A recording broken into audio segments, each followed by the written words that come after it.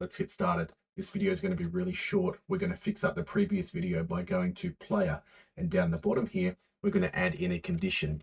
If health is less than or equal to 0, we're going to get tree dot reload current scene. That's going to restart the game when we die.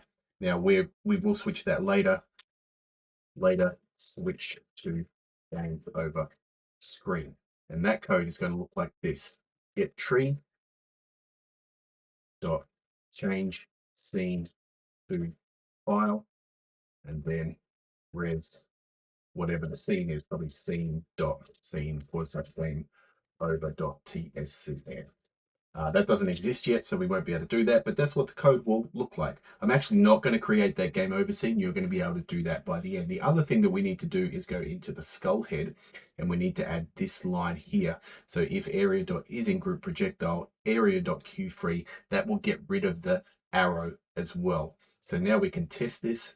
If I run this, if I shoot an arrow, it disappears. If I take enough damage, you'll notice I've got power-ups, it restarts. In the next video, we're going to do the power-ups.